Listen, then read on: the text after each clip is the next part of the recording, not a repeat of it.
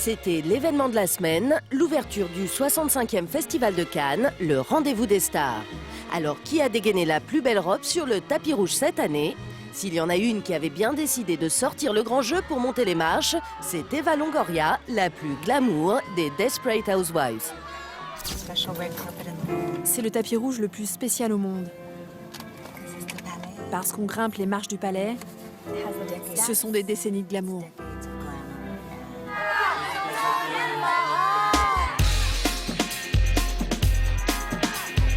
Si Eva Longoria est à Cannes, ce n'est pas pour présenter un film, mais parce qu'elle le vaut bien. Ambassadrice d'une grande marque de cosmétiques depuis 7 ans, elle est venue tenir son rôle de reine de beauté.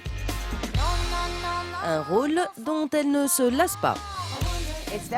C'est définitivement une revanche sur ma sœur qui m'appelait le vilain petit canard quand j'étais petite. C'est un rêve pour moi d'être l'égérie d'une marque aussi prestigieuse, d'être dans les parfumeries, les supermarchés, et de voir des affiches de moi à chaque fois, c'est surnaturel. C'est un véritable honneur. Et pour être à la hauteur, Eva Longoria ne lésine pas sur les moyens. Régime draconien à base de thé vert, séance de fitness intensive avec coach personnel. À 37 ans, la bombe latino s'astreint à une discipline de fer. C'est difficile de rester aussi sexy? Oui, c'est beaucoup de travail.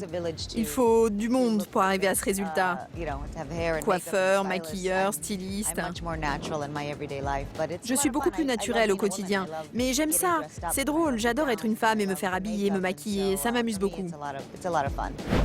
Une image de femme sexy qui a fait son succès dans la série Desperate Housewives, où pendant près d'une décennie, Eva a campé un ancien mannequin obsédé par son apparence. Cette table a été sculptée à la main. Carlos l'a fait importer d'Italie. Elle lui a coûté 23 000 $. Vous voulez qu'on fasse ça sur la table cette fois? Absolument. Une série qui l'a propulsée au rang de star internationale et dont le tournage a pris définitivement fin en avril dernier. Oh mon Dieu, j'étais dans un tel état, je pleurais sur le plateau le dernier jour. Surtout parce que j'ai réalisé que les équipes qui nous entouraient allaient me manquer. C'est comme des membres de ma famille. Cela fait maintenant 8 ans qu'on se voit tous les jours, donc savoir que c'était fini, c'était assez triste. Mais c'est aussi très excitant de passer à autre chose, à un autre chapitre de ma vie. Et pour le prochain chapitre de sa vie, Eva Longoria change de registre. La voilà militante politique, prête à se battre bec et ongle pour la cause des femmes. Je me suis engagée dans la campagne de réélection de Barack Obama. Je vais essayer de mobiliser les votants, notamment les femmes latinos. Et si je le soutiens, c'est parce que la cause des femmes est au cœur de ses préoccupations. Une image de féministe moderne qu'Eva Longoria décline à l'envi. On la découvrira prochainement en célibataire épanoui qui jette son dévolu sur un minet dans une pub pour pâté pour chat.